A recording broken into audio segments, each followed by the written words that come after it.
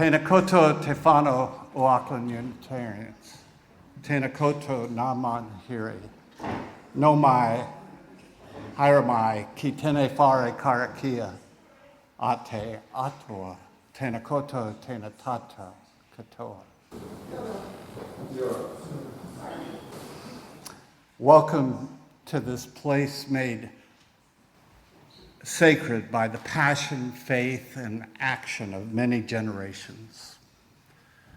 Know that whatever the need that you bring, that brings you to this special place and hour, know most surely that it is best served through eager receptivity of mind and heart. If it be to take a firmer step toward the lifting horizon to what could be a post-COVID world, if it be a desire to give assistance to feelings that should range and are true, if it be to challenge the way of your life, if it be to find your place as part of a caring and serving community, then let your mind consider well what is here thoughtfully given. Then let your heart accept freely what is here lovingly shared. Let us move into worship, willing to be authentic with each other, honest within ourselves, and open to connection in all its forms.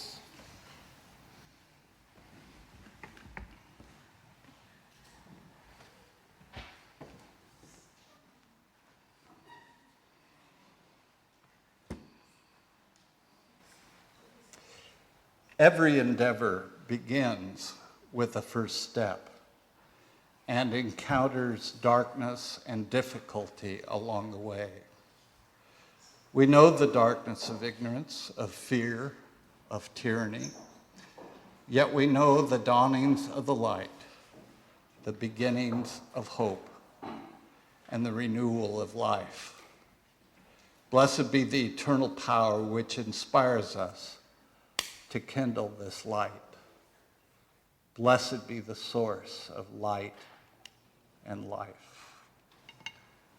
Please join me in the covenant of our congregation. Love is the doctrine of this church. The quest for truth is the sacrament, and service is its prayer. To dwell together in peace, to seek knowledge and freedom, to serve humankind in fellowship, to the end that all souls shall grow in harmony. Thus do we covenant with each other and with our God.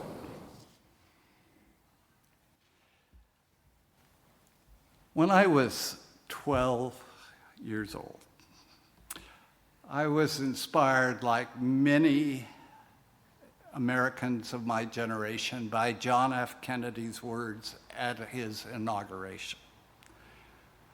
Let the word go forth from this time and place to friend and foe alike that the torch has been passed to a new generation of Americans born in this century, tempered by war, disciplined by a hard and bitter peace.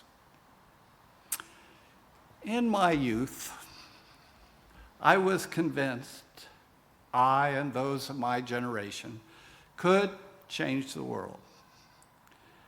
Yes, the world has changed, but alas, not always for the better, it could be argued. There is still plenty of work to do for those who come after my generation. 59 years after hearing JFK, I'm more inspired by Gloria Steinem's words. At my age, in this still hierarchical time, people often ask me if I'm passing the torch. I explain that I'm keeping my torch, thank you very much, and I'm using it to light the torches of others. Her words capture in me a recognition that was a long time coming, that changing the world begins with changing me. We can't light anyone else's torch if ours has burnt out. This is true for faith communities just as much as it is for individuals. But alas, organized religion has a history of being hostile to change. You may not have noticed. I have been a witness to a lot of it. Its rap sheet is long and painful. In the Anglican tradition I was steeped in, it goes back to 1549. No, I wasn't alive, but when the Church of England published the first Book of Common Prayer after being excommunicated by the Pope, it was an attempt both to standardize worship and to write into stone the doctrines and dogma of the English Protestant Reformation. The people rioted in opposition to the change. In 1552, Elizabeth I published a less radical version to mollify traditionalists. In 1604, James I made some small changes. After the English Civil War, further modest changes were made in 1662. Since that time, Parliament has refused to authorize any more updates. 438 years later, it is still the official prayer book of England and her colonies. 15 years ago, when I first began my ministry at St. Matthew's, it was still the version used at the 8 a.m. service. When I could stomach it no longer, I dropped it over the objection of the majority in that congregation for the most traditional, but still much more modern option in the New Zealand Book of Common Prayer. This is just one example of religious resistance to change. The list is long just in my lifetime. There was a battle over supplanting the King James Version of the Bible in worship with versions that were more accurate translations of the Greek and Hebrew.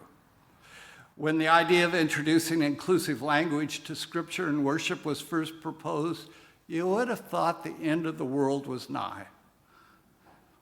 On other fronts, there was the controversial decision to stop excommunicating divorced persons.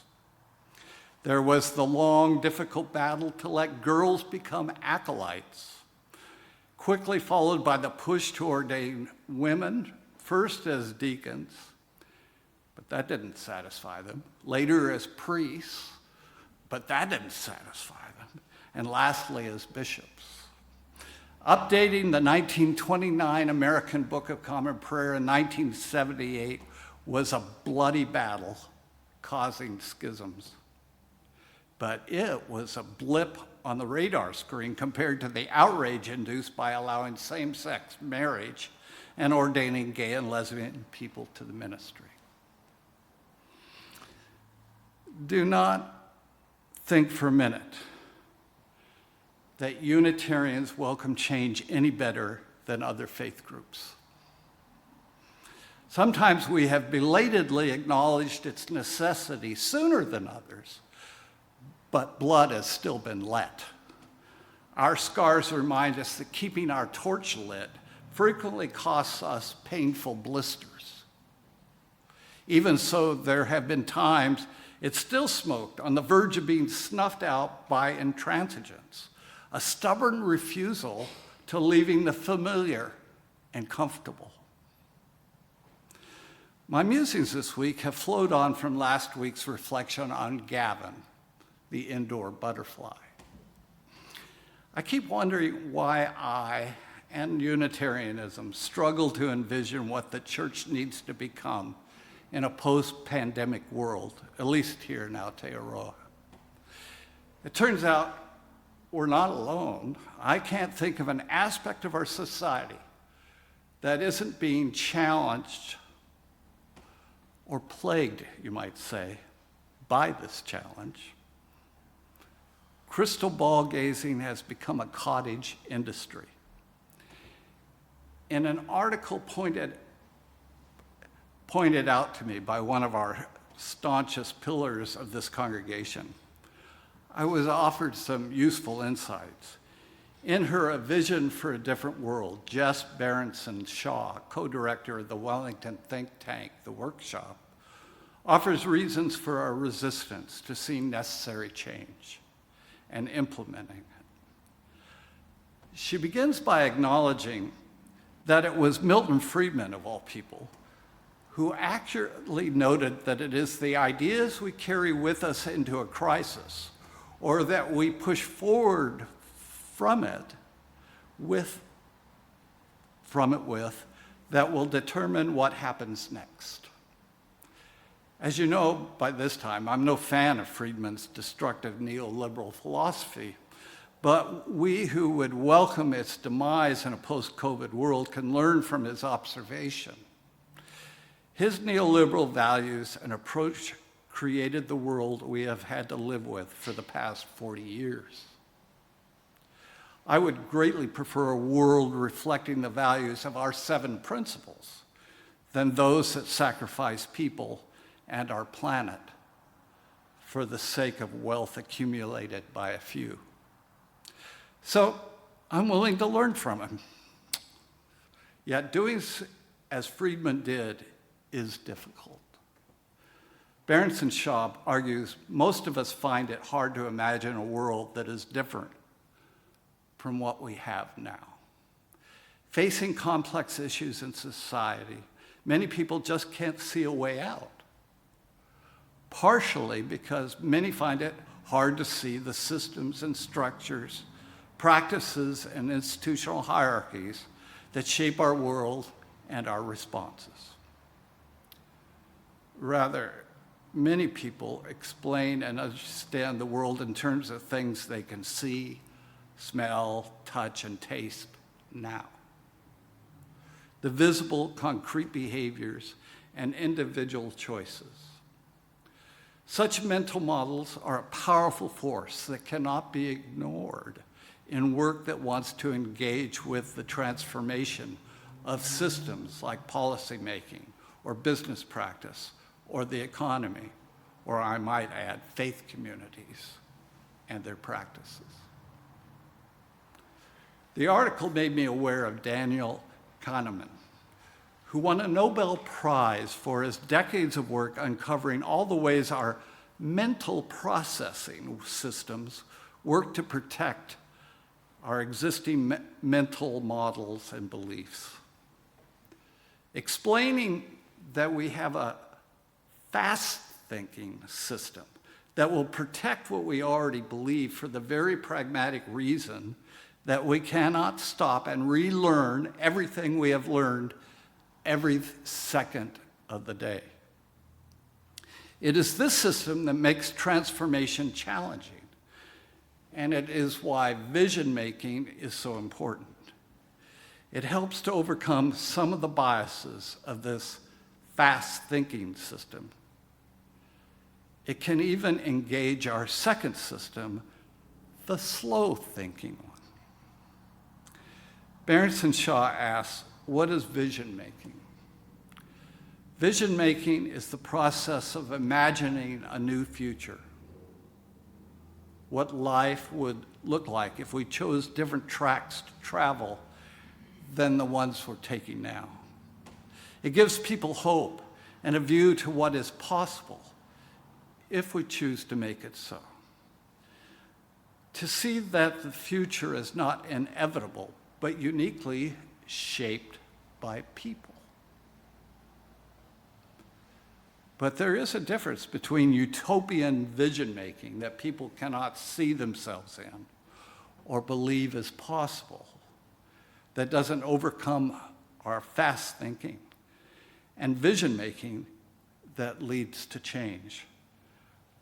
The most effective visions will show people the better world in a meaningful, concrete ways, lay out a clear process for change, and be clear on who can make the change within a system and structure. I've been watching a lot of Netflix, and they end with a cliffhanger that makes you go into binge watching. So I'm leaving you with a cliffhanger. So more on this next week, when I will go more into Kahneman's ideas from his book, Thinking, Fast and Slow. I hope to show a meaningful way to keep our torches lit, that we might light those of others. Amen.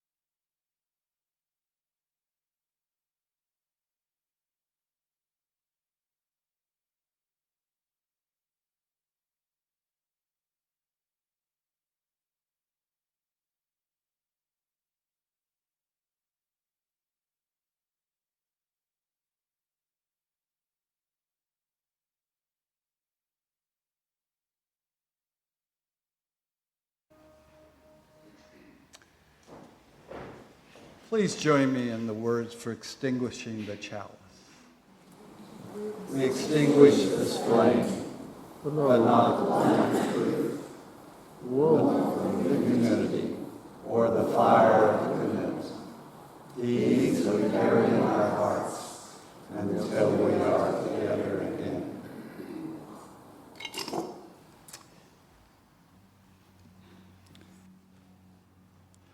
For my closing words, blessed is the path on which you travel. Blessed is the body that carries you upon it. Blessed is your heart that has heard the call. Blessed is your mind that discerns the way. Blessed is the gift that you will receive by going. Truly blessed is the gift that you will become on the journey. May you go forth in peace.